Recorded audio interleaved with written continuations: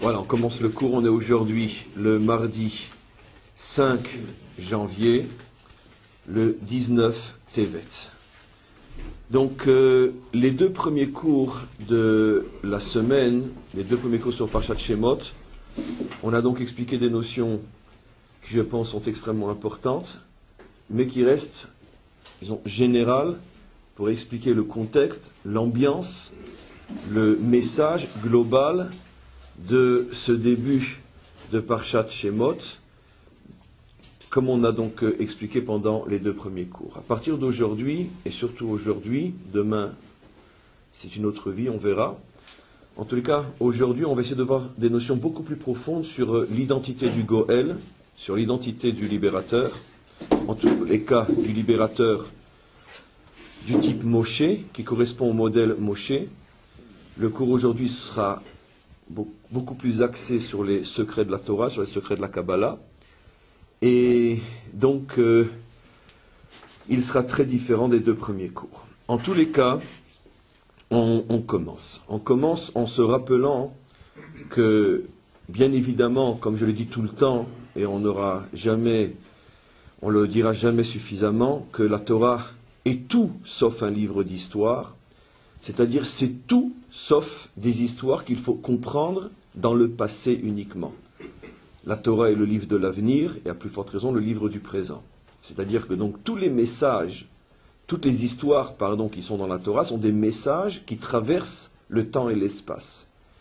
Et donc quand la Torah parle d'un personnage, le pire des crimes contre l'intelligence humaine, c'est de figer ce personnage dans le passé. C'est-à-dire quand on parle de Moshe, on imagine le Moshe du film américain, les 10 commandements.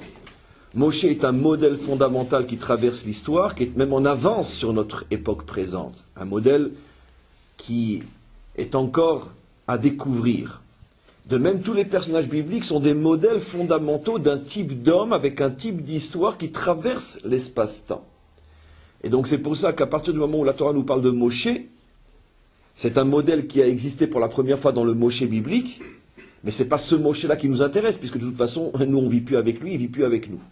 Et son histoire n'est pas plus intéressante, si ça restait une histoire du passé, que celle de nos ancêtres les Gaulois. La Torah prend un intérêt qu'à partir du moment où je sais que le modèle dont parle la Torah est un modèle qui transcende complètement l'histoire humaine. Et donc je dois pouvoir le retrouver de génération en génération. Donc c'est de cette manière-là qu'on va essayer de comprendre le personnage de Moshe, essayer donc de comprendre à quel type de Goël la Torah fait allusion, et en quoi ce message traverse l'histoire et nous intéresse aujourd'hui encore. Comme on va voir des notions, disons, relativement profondes, je sais que c'est très pédant ce que je dis à chaque fois et je m'en excuse, mais je ne dirai pas plus que ce que je dis, de manière à ce que, on pourrait dire, il reste malgré tout un certain flou sur les notions qui sont expliquées, pour 1001 raisons, entre autres, parce que comme on touche sur l'identité du Goël, du libérateur, personne, jusqu'à la délivrance réelle, totale, ne saura exactement qui est quoi. Donc tout ce qu'on peut dire, c'est uniquement une approche de ce qu'est le personnage du libérateur, et personne ne peut prétendre définir à 100% ce qu'il est ou ce qu'il sera. Donc automatiquement, on ne peut pas dire plus que ce qu'il nous est donné de dire, et tous ceux qui ont des questions, qu'ils réfléchissent par eux-mêmes, je ne dirai pas plus que ce que je dis. Donc en tous les cas, on va reprendre tout de suite le premier verset du chapitre 2, plus ou moins au début de notre paracha, sur la naissance de Moshe. On nous dit la chose suivante. Vayeler ish mibet Lévi, est parti un homme de la famille de Lévi, Vaïkach et bat Lévi, et il a épousé la fille de Lévi. Vatahara Isha, la femme a été enceinte, Vateled ben, elle a mis au monde un fils. Vatere Otokitov, elle a vu qu'il était rempli de lumière, traduction directe d'après Rashi, le mot Tov dans ce genre de verset signifie lumière. La mère a vu qu'une très grande lumière émanait et entourait cet enfant, c'est ce qu'explique Rashi. Vatitzpeneu shlosha yerachim, et elle l'a caché pendant 3 mois. Velo yachla od etzpino, après 3 mois elle ne pouvait plus le cacher. Vatikarlo tevat gomé, elle a pris une corbeille en roseau. Vatachmera bechemar ou bezefet, vatasemba et ayeled, vatasemba souf al sfat ayeor. Elle a mis l'enfant dans la corbeille qu'elle avait recouvert de manière à ce que la corbeille ne coule pas, et elle l'a mis sur les eaux du Nil, et on connaît la suite. Alors maintenant, les maîtres se posent la question, pourquoi 3 mois, et pourquoi elle ne pouvait plus le cacher après 3 mois. Rashi, dans un langage extrêmement codé, je sais, je me répète, mais je ne me répéterai jamais suffisamment, Rashi est le plus grand maître de la Kabbalah de tous les temps, il est en avance sur tous les maîtres de la Kabbalah de tous les temps, et donc il a dissimulé, caché, introduit dans les mots de chacun de ses commentaires des notions extrêmement profondes et décodées, dont nous n'avons que le milliardième de la goutte de l'océan au niveau de nos décodages, et l'essentiel des secrets cachés dans Rashi se dévoilera surtout au moment de la délivrance finale. En tous les cas, Rashi, dans son langage codé, nous explique la chose suivante. En vérité, Moshe est né au tout début du 7e mois. Très exactement, dit Rashi, Rashi est très précis, on se demande si ce n'est pas lui qui a accouché la mère. Il est né à la fin du 6e mois et le premier jour du 7e mois. Pourquoi pas 2 jours? Allez demander à Rashi pourquoi. Je dis encore une fois, on dirait que c'est lui l'accoucheur. Mais en tous les cas, Rashi dit qu'il est né à la fin du 6e mois, au premier jour du 7e mois. Et les Égyptiens, eux, avaient vu que cet homme de Lévi avait épousé cette femme. Comme on va le voir tout de suite, cet homme de Lévi n'était pas n'importe qui, c'était pas moins que le dirigeant d'Israël. À cette époque-là, c'était le fameux Amram, le père de Moshe. Et donc, il est clair que chacun de ces faits et gestes était étudié et scruté par les services secrets de l'époque, et on va voir pourquoi justement. Et donc, quand ils ont vu qu'ils se sont mariés, ils ont commencé à compter. Et ils ont compté donc 9 mois, jusqu'à ce que l'enfant naisse, parce qu'ils cherchaient précisément cet enfant, comme on va voir. Ils ont compté 9 mois. En vérité, quand je dis 9 mois, je fais une précision parce que, surtout nous les hommes, on se trompe à chaque fois, vu le langage populaire qui est lui aussi une erreur. On dit une femme accouche au bout de 9 mois, une femme n'accouche pas au bout de 9 mois, une femme accouche toujours dans le 10e mois, quand elle accouche normalement, après 9 mois de grossesse. Une femme peut accoucher bien sûr dans le 9e mois, mais en vérité, la véritable naissance, c'est toujours les premiers jours du 10e mois, comme un enfant qui naît le 7e mois, c'est les premiers jours du 7e mois. Donc en tous les cas, donc un enfant normalement reste dans le ventre de la mère pendant 9 mois et il sort dans les tout premiers jours du 10e mois. On verra bien sûr pourquoi. Et donc eux ont fait un calcul, ils se sont dit, ils s'unissent ce soir, on va compter 9 mois entiers et on commencera à chercher l'enfant dès le premier jour du 10e mois. Et donc c'est ce qui a fait qu'elle a pu le cacher 3 mois précis. Pourquoi? Parce qu'il est né le premier jour du 6e mois. Mais le premier jour du 7e mois, pardon, mais le premier jour du 10e mois, elle ne pouvait donc plus le cacher, et c'est là qu'il y a eu toute la suite. Alors à quoi fait allusion Rashi? Parce que c'est clair que ça nous fait de belles jambes, à vous et à moi, de savoir qu'il est né le 7e mois et pas le 10e mois. Qu'est-ce que ça peut nous faire? Pourquoi pas nous dire aussi quel genre de you-you on a fait à sa naissance? Donc c'est clair qu'ici, il y a un code et on va essayer de le comprendre. Avant de décoder, il faut revenir sur tous les Rashi du début de la paracha. Rashi explique qu'en vérité, depuis le départ, tous les décrets visant les enfants d'Israël ne visait en vérité qu'un seul des enfants d'Israël, le futur libérateur. Rashi nous explique que Pharaon ne s'est pas mis du tout en tête de diminuer les naissances telles que le sens premier du texte semble le dire. Rashi apporte des preuves, c'est trop fastidieux de les apporter là, mais je vous invite à lire Rashi et vous verrez comment Rashi explique ces versets-là. Rashi explique qu'en vérité, si ce n'était les sages ou les mages ou les astrologues, peu importe, de Pharaon, qui s'en étaient mêlés, il n'aurait pas lui-même, Pharaon, inventé ce décret extrêmement cruel de noyer les enfants ou d'abord de les faire mourir à la naissance. Mais qu'est-ce qui s'est passé, nous explique Rashi. les astrologues sont venus trouver Pharaon et lui ont dit « Sache que nous voyons que incessamment, ça veut dire ils ont commencé à le dire déjà des semaines, des mois, voire même quelques années avant la naissance, nous voyons dans les astres que incessamment le libérateur d'Israël va naître, et si tu tiens à garder ce peuple en esclave, tu as intérêt à le faire disparaître. » Et donc, ils ont même rajouté, et vous allez voir bientôt pourquoi quand on décodera, nous n'arrivons pas véritablement à savoir si le libérateur sera juif ou égyptien. On a un doute sur son identité, ce qui poussera, comme je l'ai expliqué hier, ce qui poussera Pharaon à même décréter que les mères égyptiennes noient leurs propres enfants, comme on va le voir tout de suite. Et donc, à partir du moment où ils ont révélé à Pharaon que le libérateur allait naître, c'est à ce moment-là et uniquement pour cette raison que Pharaon décide de tuer tous les enfants, dans un premier temps d'une manière douce, sans faire trop de dégâts avant même qu'ils ne naissent, et après, quand ça n'a pas marché, en les jetant directement dans le Nil, et quand même ça ne va pas marcher, en jetant tous les enfants, même non juifs, dans le Nil, car qu'est-ce qui s'est passé ? Après, donc la première étape n'a pas du tout marché, bien sûr, puisque les mères ont refusé de tuer les enfants dans le ventre.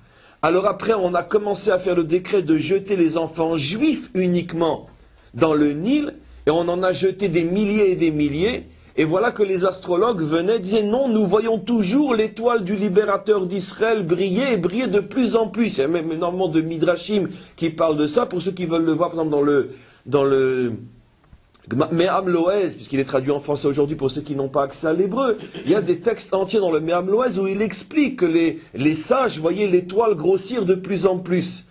Et alors à ce moment-là, Pharaon ne savait plus quoi faire, et ça a atteint le point culminant le jour où les astrologues ont dit « Ce soir, aujourd'hui, pardon, doit naître le libérateur. Aujourd'hui doit naître le libérateur. » C'était quand en vérité ? C'était quand il est né le libérateur? Le premier jour du 7e mois. Donc jusqu'alors la Xéra n'était que sur les enfants juifs, mais le jour où le libérateur est né, à ce moment-là les astrologues viennent et disent on a intérêt aujourd'hui à faire le décret même sur les enfants non juifs, car nous voyons très clairement que le libérateur est peut-être égyptien. Et donc ce jour-là a commencé le décret aussi sur tous les enfants non juifs.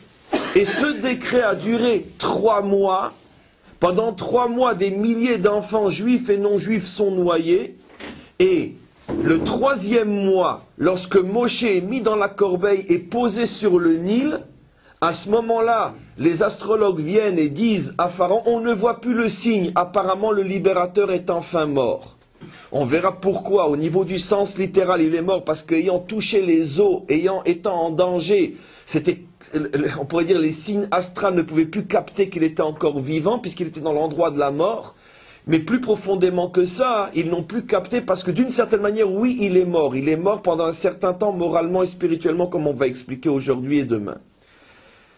Et donc, en tous les cas, on voit que Rachi explique que toutes ces xérotes, tous ces décrets n'avaient qu'un seul but, de toucher, de mettre à mort le futur libérateur d'Israël.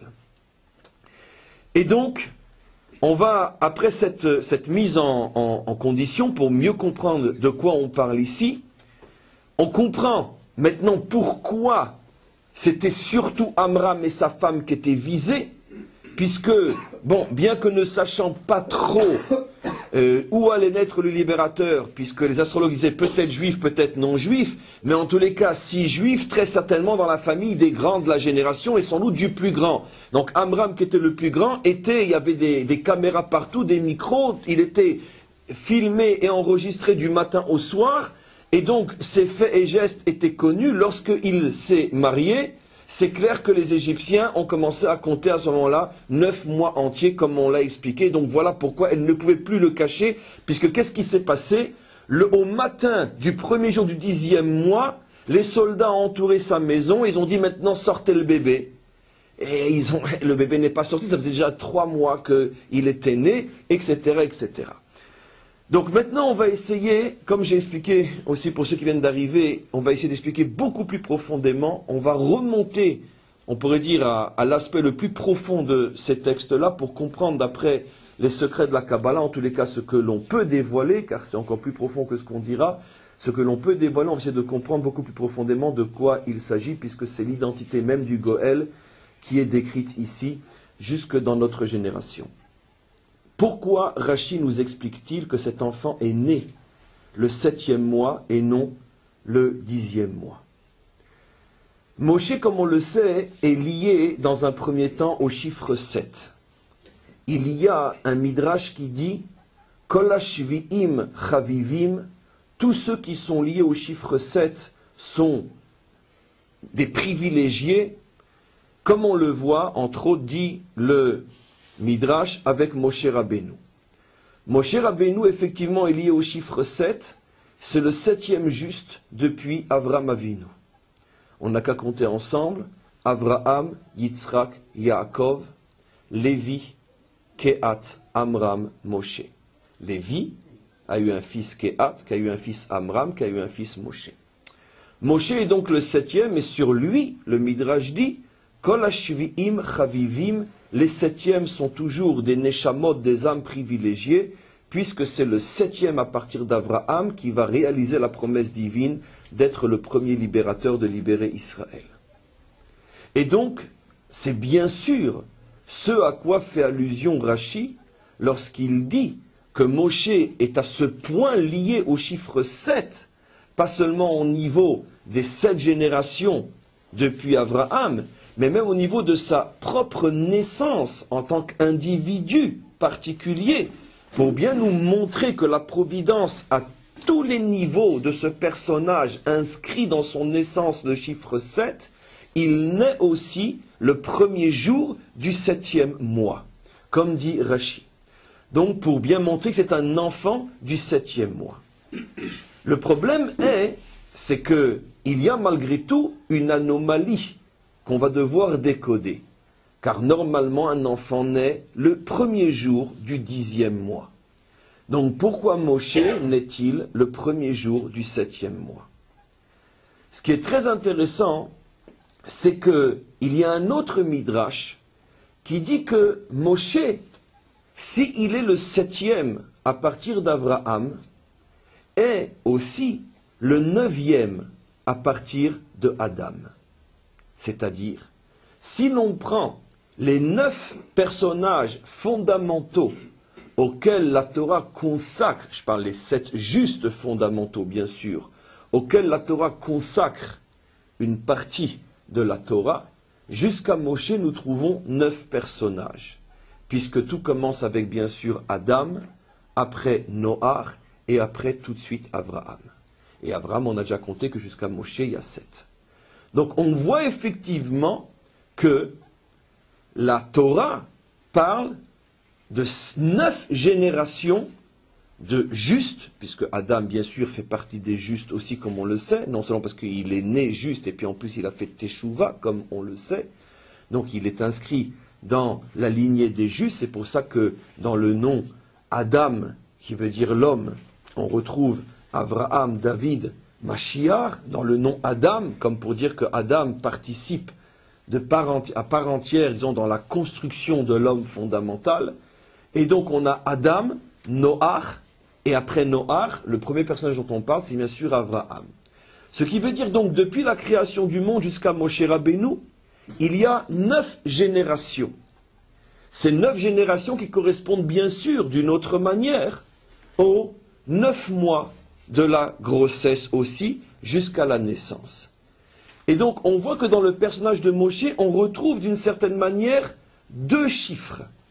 Il est le 9e par rapport au premier juste de la création, et il est le 7e par rapport au premier juste de l'histoire d'Israël. 9e par rapport à Adam, et 7e par rapport à Avraham, et c'est sur lui, encore une fois, que le Midrash dit Kol hashvi'im chavivim, que tous les 7e sont privilégiés. Maintenant, le problème, c'est que si on essaye de traduire donc les 2 chiffres qui sont collés au personnage de Moshe, si on essaie de les traduire en termes de Kabbalah pour arriver à comprendre de quoi on parle, alors on s'aperçoit de la chose suivante. Quelle est la sphira, quel est l'attribut divin qui est représenté par deux chiffres, en même temps le chiffre 9 et en même temps le chiffre 7. On est très embêté, je vais doucement car les notions sont extrêmement profondes et importantes. On est d'une certaine manière embêté parce que très superficiellement, nous ne connaissons pas dans le monde de la Kabbalah, nous ne connaissons pas d'attributs divins qui soient gérés en même temps par le chiffre 7 et par le chiffre 9. Donnons un exemple très simple. Si je cherche la sphira qui correspond au chiffre 9, je tombe sur la sphira de Yesod, l'avant-dernière séphira, puisque si je parle du chiffre 9, je parle donc de 10 sphirotes, et les 10 sphirotes, on les connaît. On a Chochma, Bina, Da'at, Chesed, Gvura, Tiferet, Netzar, Od, Yesod. Yesod est la 9e et Malchut est la 10e. Donc, apparemment, si je dis que Moshe est lié au chiffre 9, il serait donc lié à la sphira de Yesod. C'est-à-dire que son âme incarnait la lumière du Yesod et non de la Malchut, non de la royauté. Mais d'un autre côté, je suis très embêté parce que j'ai un autre chiffre qui, lui, est le chiffre même de la royauté.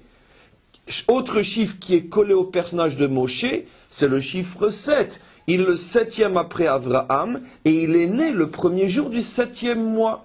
Alors comment je retrouve le chiffre 7 dans Moshe? D'abord, comment retrouve-t-on dans les sphirotes le chiffre 7? On sait très bien que quand on commence, on a deux manières de compter les sphirotes. Soit on commence à partir de Chochma, soit on commence à partir de Chesed. Par exemple, les 7 jours de la semaine, les attributs divins sont pris à partir du premier jour de la semaine, qui n'est pas Chochma, mais qui est Chesed, comme on le sait. Et donc, lorsqu'on parle d'une certaine manière des sphirotes tels qu'ils se dévoilent dans l'espace-temps, la lumière divine dans l'espace-temps, à ce moment-là, on parle du chiffre 7 qui correspond entre autres aux 7 jours de la semaine. Mais les sphirotes telles qu'elles se dévoilent dans l'espace-temps commencent à partir de Chesed, parce que les 3 sphirotes du haut, les 3 attributs qui sont Chochma, Bina, Da'at, sont des attributs extrêmement élevés qui ne se dévoilent vraiment qu'avec la délivrance finale. Donc, on peut arriver au chiffre 7, mais dans ce cas-là, on commence à partir de Chesed. Ça correspondrait d'ailleurs très bien parce que Avraham, qui est le premier des 7, comme on le sait, brille de l'attribut du Chesed. Après, on a Gvura, la rigueur, Yitzhak, ça colle très bien. Et on arrive à Moshe qui est le 7e. Mais le problème, c'est que d'après ce compte, Moshe qui est le 7e, Moshe se retrouve dans Malchut et plus dans Yesod. Qui se retrouve dans Yesod? Son père qui est Amram. Alors on a maintenant un très gros problème sur lequel on pourrait dire Rabbi Shimon Bar Yochai et les Mekoubalim après lui se cassent les dents. Comment se fait-il que Moshe Rabbeinu soit représenté par deux chiffres qui indiquent qu'il appartient à une sphira différente? Soit il est le 9e depuis Adam et il appartiendrait à la sphira de Yesod, soit il est le 7e après Avraham et il appartiendrait à la sphira de Malchut. Alors voilà que ce problème est résolu par les Mekoubalim de la manière suivante. J'ai déjà effleuré ce secret inimaginable la semaine dernière, je crois, en disant qu'en vérité, Rabbi Shimon Bar Yochai, Rashbi, dans différents endroits du Zohar, en particulier dans la partie qui s'appelle Sabbat des Mishpatim, c'est à la fin de Parshat Mishpatim dans le Sefer Shemot. On pourrait dire c'est un texte du Zohar où il révèle énormément de secrets en ce qui concerne l'âme et ses différentes manières de se révéler sur terre. Et là-bas, Rashbi, qui veut, on pourrait dire, résoudre ce problème du 7 et du 9, dit la chose suivante. Le Yesod lui-même est coupé en deux. Le Yesod possède deux sphirotes, qui sont le Yesod et ce qu'on appelle Ateret HaYesod, la couronne du Yesod. C'est-à-dire donc que le Yesod est une sphira particulière en ce sens que le Yesod a sa propre royauté, que je vais bien sûr traduire en termes français dans quelques instants.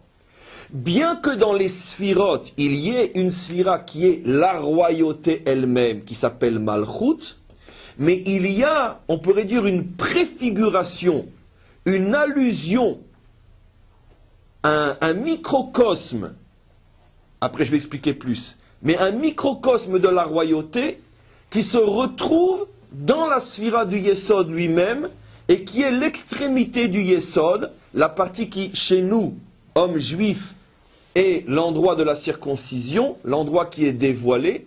Et cette partie qui s'appelle Ateret HaYesod est en vérité appelée par Rashbi Amalchut Sheba Yesod, la royauté du Yesod. Et Rashbi explique que quelle est maintenant la fonction dans l'histoire de cette sphira, c'est qu'elle s'appelle aussi Goël, elle s'appelle libérateur. Si quelqu'un a une âme qui provient de cette sphira, il sera un libérateur. Mais attention, dans le langage de la Kabbalah, il y a une différence fondamentale entre le mot Goël et le mot Mashiach, entre libérateur et Mashiach. Donnons un exemple simple. Mordechai, à l'époque de Purim, est un Goël, est un libérateur. Il libère Israël de la tentative de génocide pensée et presque exécutée par Haman et Achashverosh. D'une certaine manière, les Hashmonaïm qui se sont révoltés, cette famille de Kohanim qui se sont révoltés contre les Grecs à Hanouka, sont aussi des Goalim, en ce sens qu'ils nous ont délivrés du joug yévani, du joug grec. Et bien sûr, le premier de tous les libérateurs est Moshe Rabbeinu, qui est appelé Goël Rishon, et qui, comme on le verra, est appelé aussi Goël Acharon. Goël Rishon, c'est Moshe Rabbeinu. C'est-à-dire tous ces Goalim sont des personnages dont l'âme provient de Ateret HaYesod.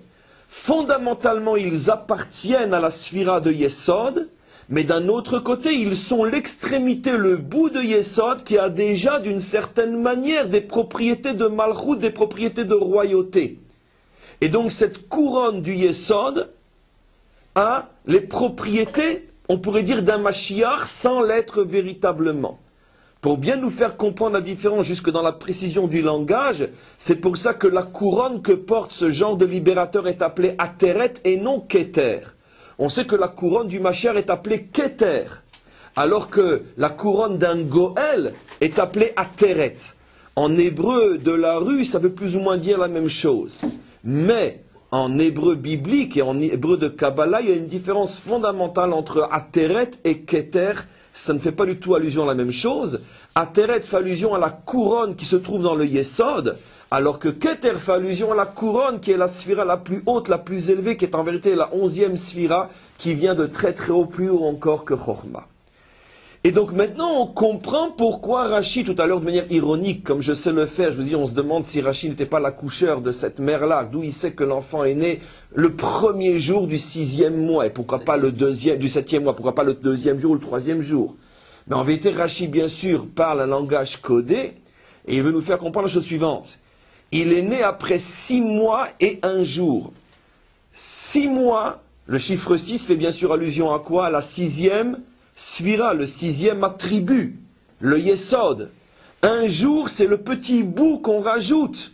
Le petit bout qui est au bout du Yesod, l'endroit circoncis, qui fait figure de jour par rapport à l'ensemble du Brit, du membre, qui lui c'est 30 jours. Si on regarde la proportion, on pourrait dire du Brit, le bout circoncis par rapport au Brit, c'est 1 sur 30, peu importe. Ce que Rashi veut nous faire comprendre, c'est que Moshe est né dans le Ateret HaYesod. Ça veut dire qu'il appartient au 6e mois, mais 1 jour dans le 7e mois. Le chiffre 7 est toujours un chiffre qui est lié à la royauté, puisque c'est la 7e sphira. C'est pour bien que l'on comprenne que Moshe n'est pas le Mashiach, Moshe n'est pas véritablement un enfant du chiffre 7, mais il est plutôt un enfant du chiffre 6, avec l'extrémité qui est le jour du 7e mois, qui fait qu'il est Ateret HaYesod.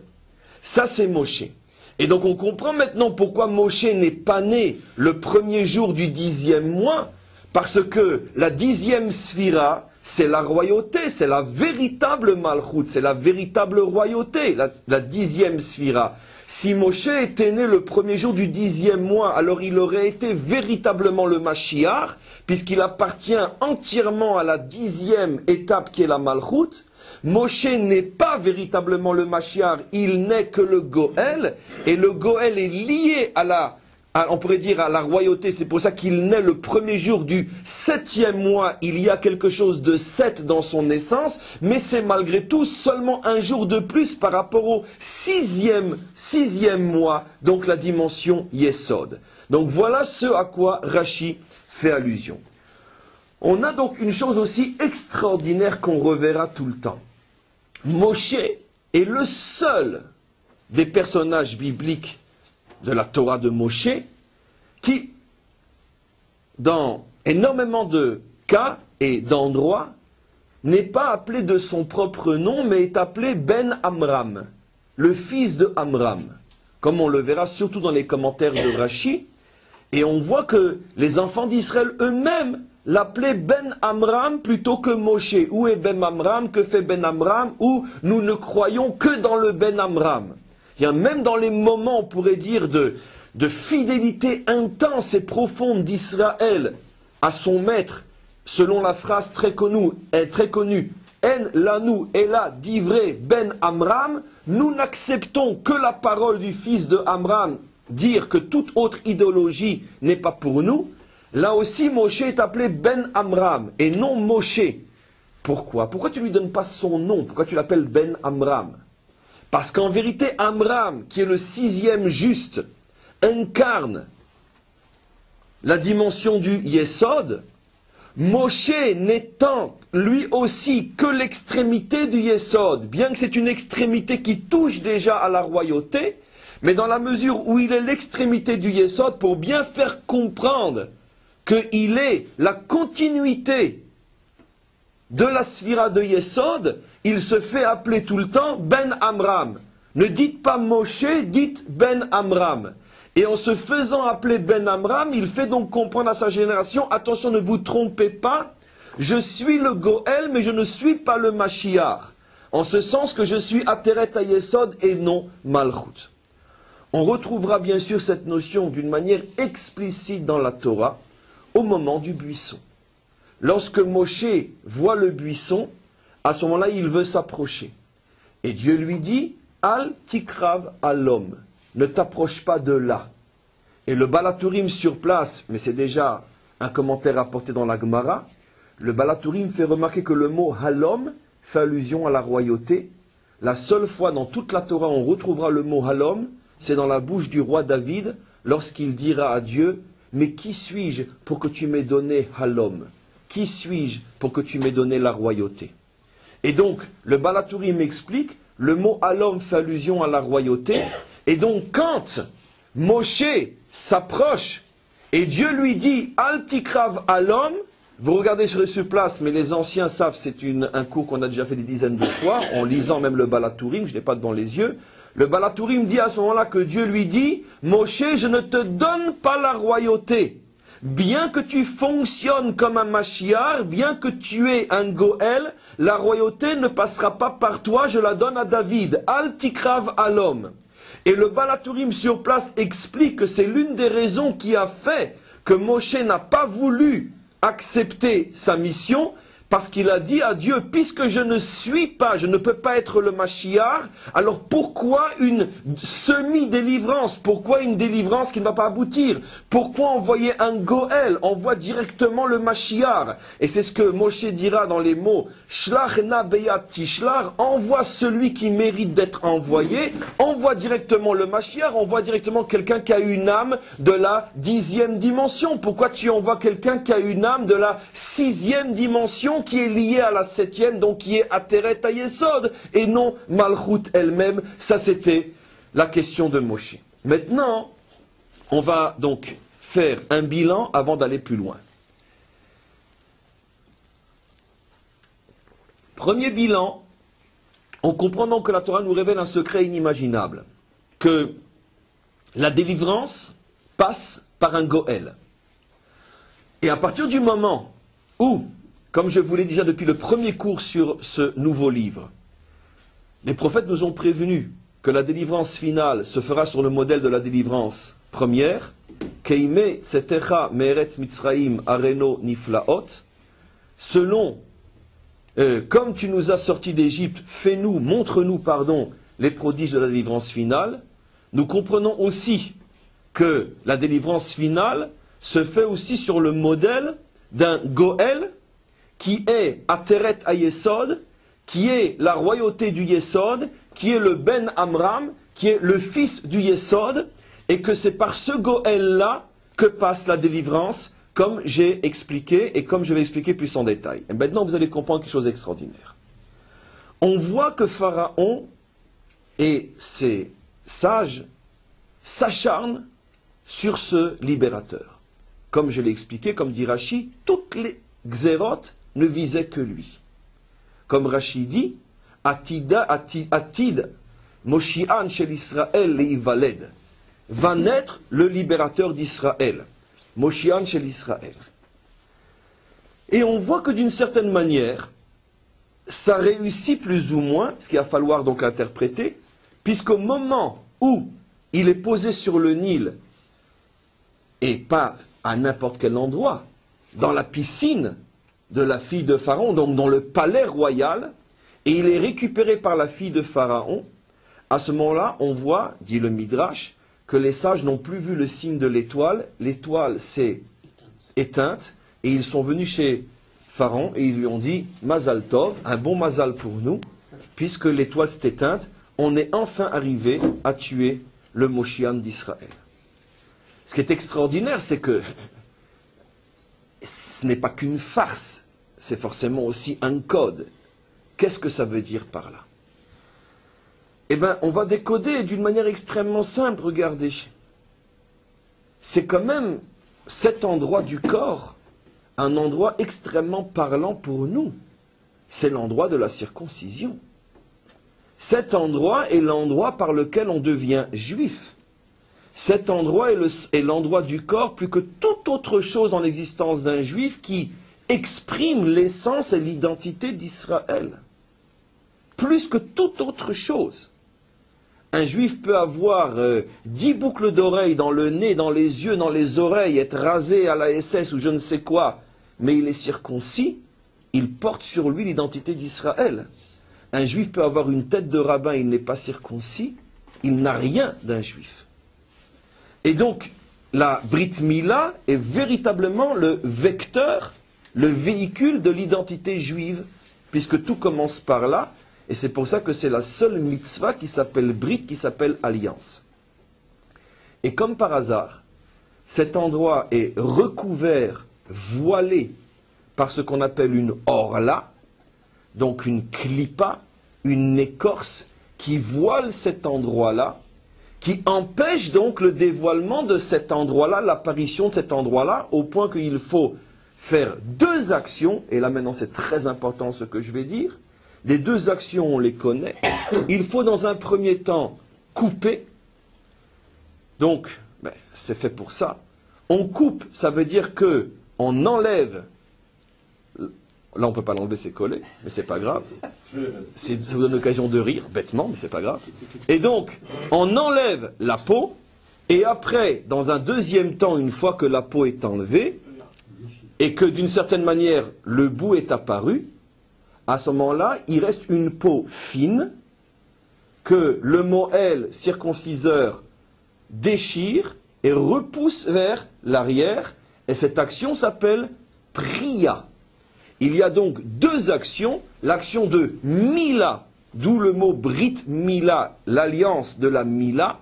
Le mot Mila veut dire couper la peau extérieure, et après il y a la Priya qui veut dire repousser la peau intérieure, mais l'extrémité du membre n'apparaît véritablement qu'après la Priya, parce que si tu ne fais que la Mila et non la Priya, par exemple ce que fait Ishmaël, Ishmaël n'a jusqu'à aujourd'hui encore que la Mila et non la Priya.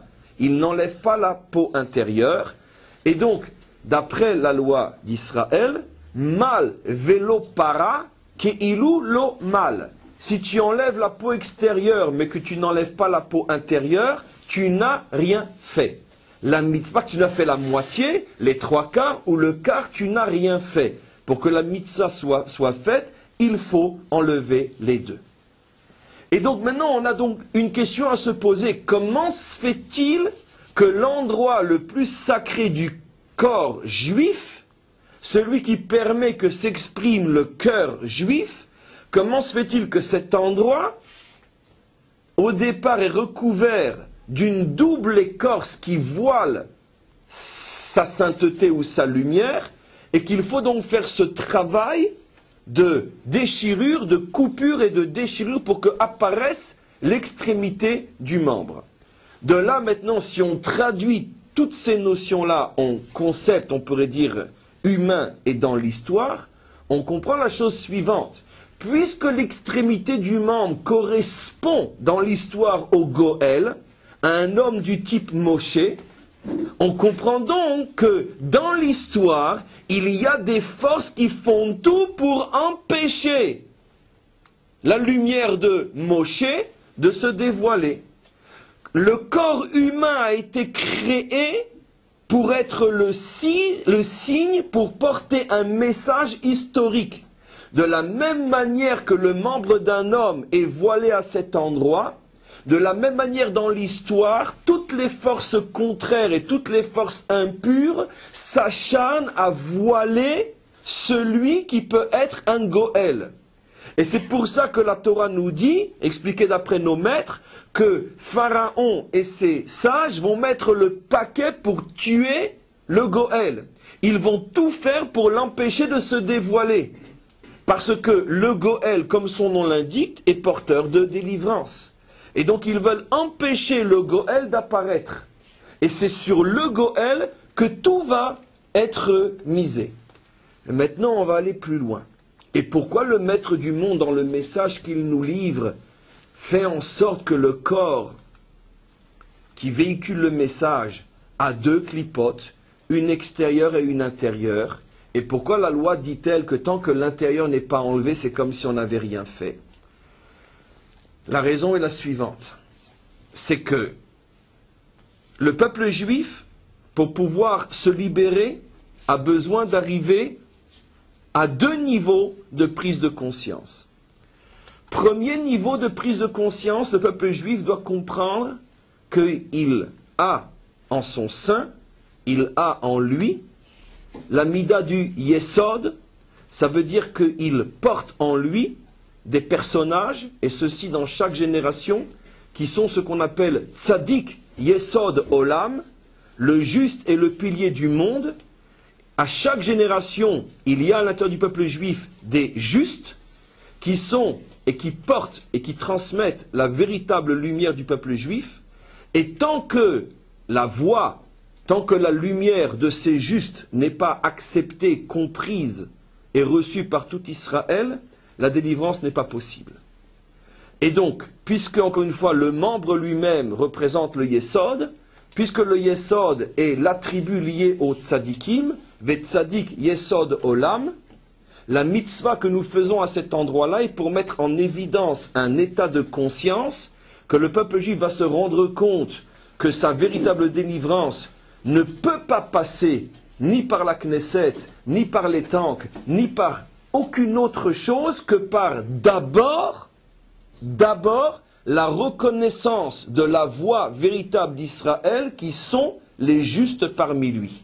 Et c'est seulement à partir du moment où les justes sont entendus qu'à ce moment-là la Knesset, l'armée et tout le reste reçoit cette lumière qui lui permet de réaliser ce pourquoi ces institutions existent et qui, sans elles, on ne peut rien faire, bien sûr, mais elles existent que pour être au service de la lumière du Yesod, c'est-à-dire la lumière de la délivrance finale. Et tant que ces institutions sont utilisées à d'autres fins et dans d'autres voies, la délivrance n'est pas possible. Donc dans un premier temps, ce qu'il faut, c'est que le Ham Israël reconnaisse qu'il porte en lui la lumière du Yesod et que sa délivrance passe par les justes. Ça, cette première prise de conscience, c'est pas la dernière, c'est ce qu'on appelle la mila. Enlever la peau qui recouvre le membre. C'est-à-dire prendre conscience qu'il y a une clipa énorme qui dans chaque génération porte un autre nom.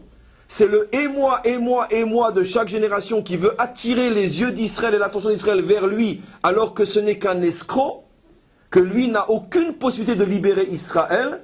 Et il veut, on pourrait dire, se donner un titre qu'il ne peut en aucun cas porter. Ce sont, on pourrait dire, tous les faux messies de notre histoire, que ce soit les faux messies religieux ou laïcs, peu importe. Dans un premier temps, il faut faire la mila, il faut dévoiler véritablement les justes, et à ce moment-là, on a atteint le premier niveau de conscience. Mais ça ne suffit pas. Après, il y a encore la priya. La priya, c'est enlever la peau intérieure. Et j'explique. Après que tu aies atteint le niveau de conscience de reconnaître l'existence du Yesod, ça veut dire l'importance des justes, il faut que tu saches que dans chaque génération, il n'y a que un juste par lequel tout passe. C'est le fameux rêve de Yosef qui, comme on l'a vu dans le cours de la semaine dernière, est le premier dans la Kabbalah, dans le Zohar, à être appelé Ateret HaYesod. Et qu'est-ce que dit Yosef à ses frères? Vous êtes tous des justes, mais malgré tout, je suis le plus juste de tous. Vous vous prosternez devant moi. Ça veut dire qu'à l'intérieur même du monde des justes, il y a un juste qui est le vrai Goël par lequel tout passe. Et c'est là tout le problème, parce que déjà reconnaître l'existence des justes, il s'appelle, je vais en dire que 2 ou 3, peu importe, il s'appelle Baba Saleh, il s'appelle le Chazon Ish, il s'appelle le Chefetz Chaim, il s'appelle Rabbi Yaakov Abu Chatzira, peu importe. Mais ça, c'est les justes. Mais quel est dans ma génération celui qui est ce que Rajbi appelle dans Sabbat des Mishpatim, au sujet de Ateret HaYesod, il l'appelle la Mafteach, la clé. Quel est celui qui est le seul à posséder la clé de la délivrance? Il n'y en a qu'un dans chaque génération. Et c'est là que commence tout le problème, parce que chacun dit, la clé, c'est le mien. Et cette dernière peau est la plus difficile à enlever. Tout le monde fait relativement facilement la mila, mais la priya, c'est beaucoup plus difficile. D'ailleurs, vous pouvez faire un test dans la rue, demandez à 9 juifs standards sur 10, est-ce que vous savez qu'on enlève 2 peaux?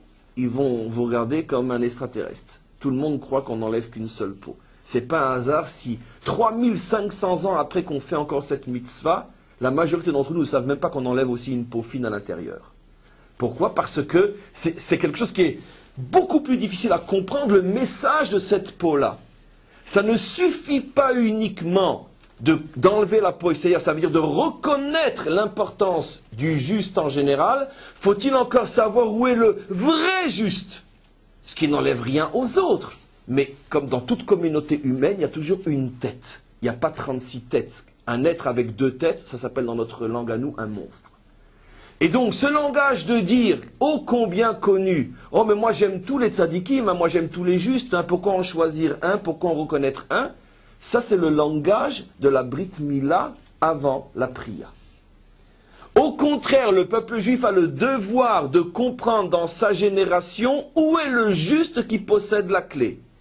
Et croyez-moi que dans chaque génération, le paquet est mis sur ce juste pour empêcher Israël de le reconnaître. C'est ce que nous raconte cette histoire. Et maintenant, vous allez comprendre maintenant, et ça c'est pas le point le plus fort du cours, mais l'un des sommets du cours, vous allez maintenant comprendre pourquoi cette clipa s'appelle paro. Paro, c'est les mêmes lettres que le mot priya. C'est le même mot. C'est pas de moi, bien sûr, c'est du Zohar. Paro, c'est priya, c'est celui qui se bat contre la priya. Il ne se bat pas contre la mila, il se bat contre la priya. D'où on sait que Pharaon ne se bat pas contre la mila? Pharaon est extrêmement malin. Il a laissé à l'intérieur du peuple juif une tribu de justes, les Lévi'im, qu'il n'a pas asservi. Peu importe toutes les raisons pourquoi, sur chacune des raisons on peut faire un cours. Mais Pharaon, maintenant je ne parle pas du Pharaon uniquement biblique, on n'est pas dans nos ancêtres les Gaulois comme je l'ai déjà dit, on parle maintenant du Pharaon fondamental. Pharaon comprend qu'on ne peut pas s'attaquer à la notion même de l'existence des justes. Le peuple juif sait qu'il a son Rabbi Meir Baal HaNes, son Rabbi Shimon Bar Yochai, son Rabbi Nachman Aouman, etc., etc. Le Ham Israël sait que sans juste, il n'y a pas de Ham Israël. Donc, on laisse la tribu des Lévi'im, mais on s'arrange pour que les justes soient tellement nombreux qu'on ne verra pas quel est le Yosef, l'unique parmi les justes. La pria Pharaon. Il s'attaque à celui qui est le seul à pouvoir être le libérateur. Parce que tant qu'Israël reconnaît les justes, mais pas le juste, il ne peut pas être libéré. Et donc Pharaon pria, il s'attaque aux justes. Quand ces sages lui disent, il va naître, mettez le paquet, tuez-le, ne le laissez pas. Et c'est pour ça que dans chaque génération, celui qui aurait vraiment pu être le juste et le Goël, il a sur lui un voile inimaginable, une critique inimaginable. Tout le monde lui tombe dessus, personne n'accepte vraiment ce qu'il dit, et quel que soit le milieu, il est toujours celui qui est mis de côté. Pourquoi ? Parce que toutes les forces impures se battent contre le vrai juste, parce que si le vrai juste est dévoilé, à ce moment-là, Israël sait où est son Goël, et c'est la fin de l'Égypte. C'est la sortie d'Égypte. Ça, c'est le combat qu'on fait ici. Maintenant, vous allez comprendre maintenant quelque chose d'extraordinaire. Et finalement, Moshe, qui est le vrai juste de sa génération, qui est le vrai Goël, qui est le Ateret Hayesod, celui qui peut faire sortir Israël d'Égypte, pourquoi finalement il est mis dans cette piscine royale et pourquoi à ce moment-là, les sages disent, ça y est, le Goël a disparu, il n'est plus là? Ici, la Torah cache un secret inimaginable sur l'identité profonde et mystérieuse du Goël. Et donc, encore une fois, on ne dira que ce que l'on peut dire. Moshe est un homme qui a deux mères. Une s'appelle Bat Lévi et l'autre s'appelle Bat Paro. C'est intéressant. Les deux s'appellent Bat quelque chose. Bat Lévi dans le texte et Bat Paro dans le texte. Jamais on appelle la mère de Moshe dans notre texte par son vrai nom, Bithia.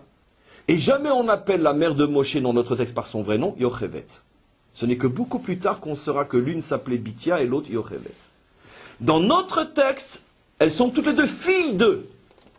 La première mère, la mère essentielle, la mère de l'essence, s'appelle Bat Lévi, et l'autre s'appelle Bat Paro.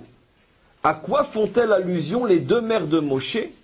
Deuxième question avant de répondre, comment se fait-il que c'est la deuxième qui n'est pas la mère qui apparemment lui a donné son nom, mais la deuxième, celle qui lui donne le nom Moshe, on ne retient que le nom donné par la deuxième. Or on sait tous que puisque Moshe a été circoncis à l'âge de 8 jours, il a donc reçu un nom à l'âge de 8 jours.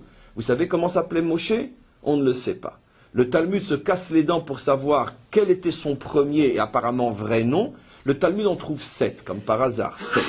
Mais en tous les cas, peu importe qu'il en ait 10, 15, 50, d'accord? Si tu dis par exemple à quelqu'un que tu sais qui était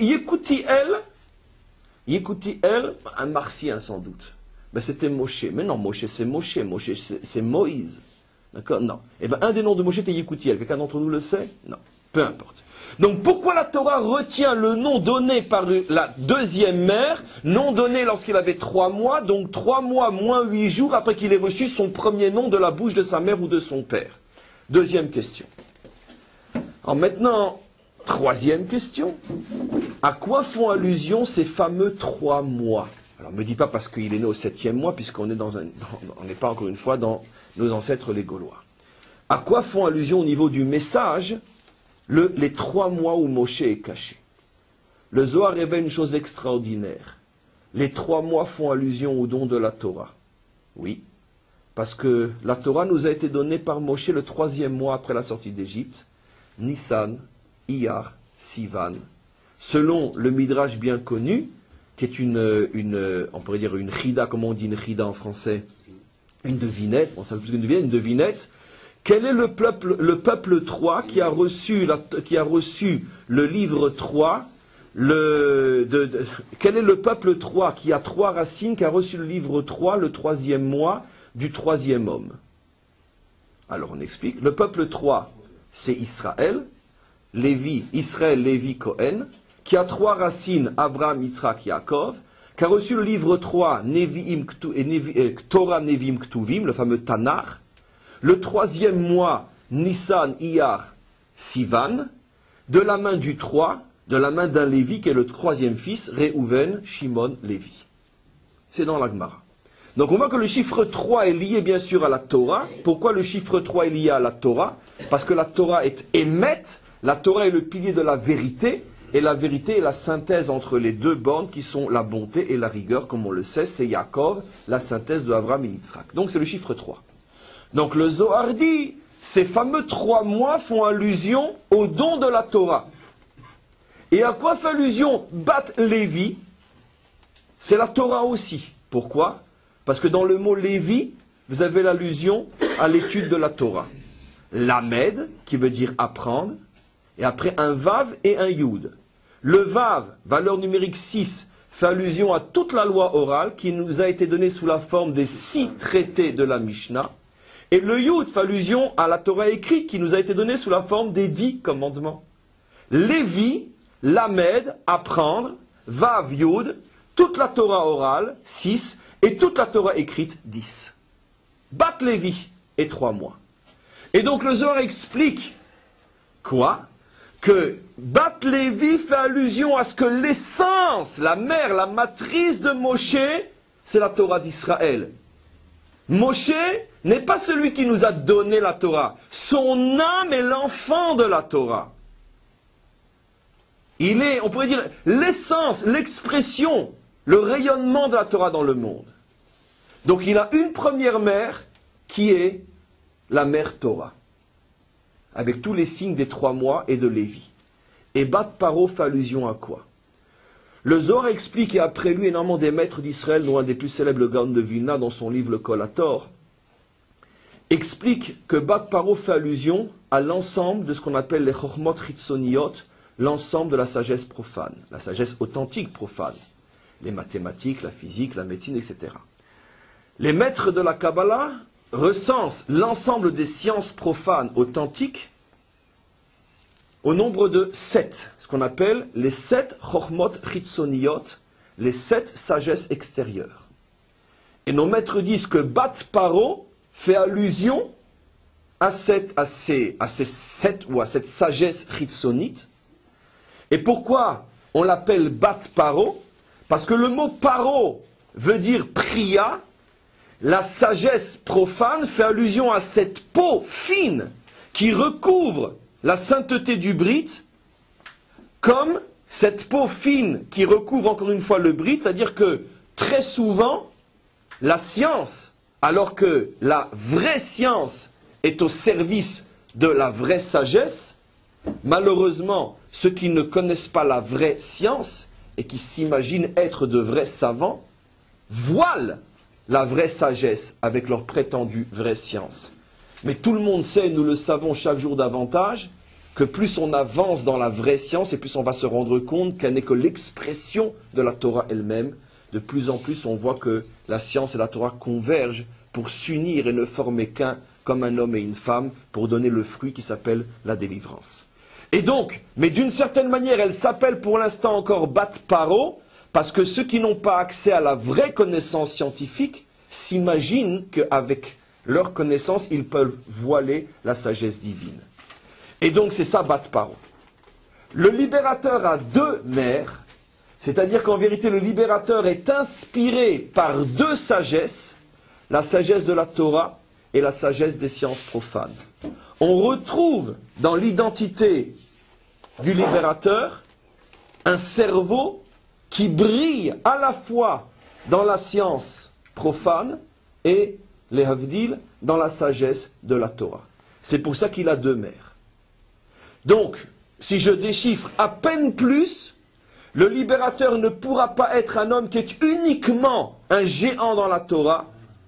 Il ne pourra bien sûr pas être uniquement quelqu'un qui est un géant dans les sciences profanes. Il sera celui qui est à la fois le fils de la de Lévi, Torah chez Birtav, Torah chez Béalpé, et le fils de Bat Paro, c'est-à-dire donc le fils des sciences profanes. Et c'est la réunion des deux qui fait de lui le libérateur. Et il brillera dans les 7 sciences profanes.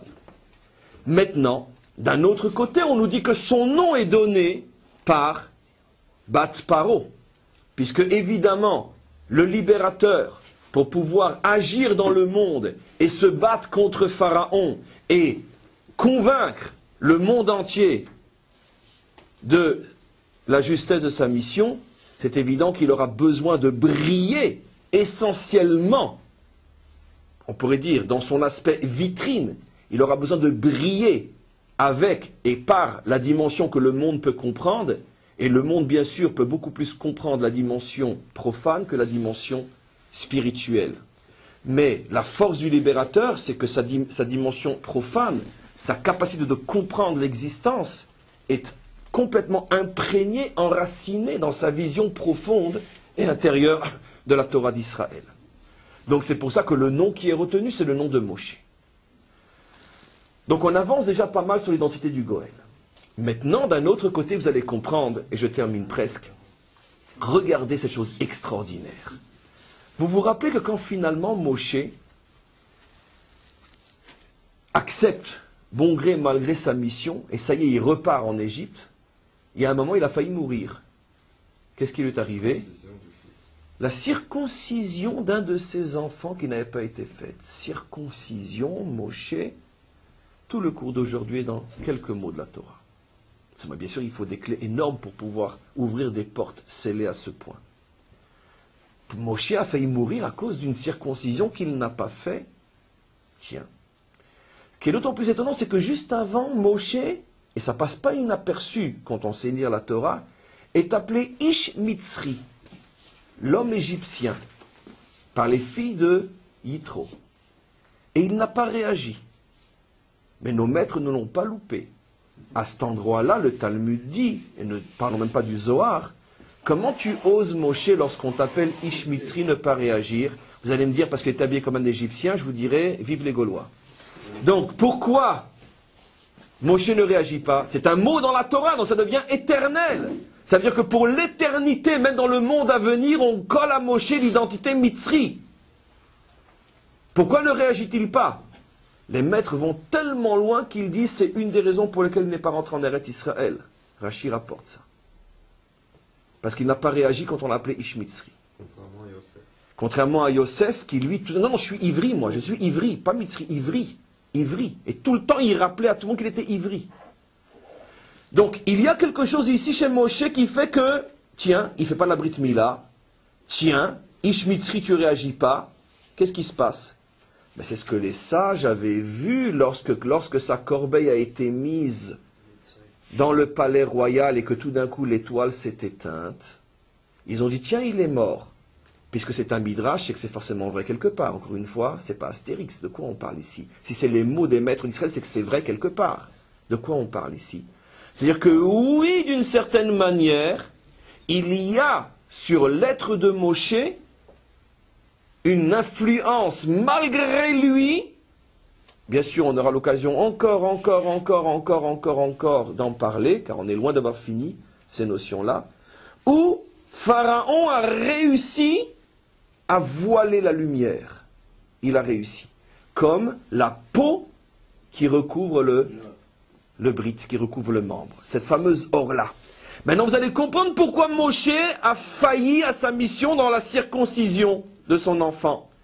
Parce que s'il a failli dans sa mission, ça prouve qu'à l'intérieur de lui-même, il n'est pas encore arrivé à cet endroit-là, je ne dis pas plus tard, Chas Shalom, mais à cet endroit-là, il n'a pas encore complètement déchiré le voile qui entoure son âme, au point que ça rejaillit sur ses enfants. Et d'où on sait qu'il n'a pas complètement déchiré le voile qui entoure son âme, tellement les forces impures sont là pour l'empêcher de briller, c'est que quand on va l'appeler Ish Mitzri, il ne va pas réagir.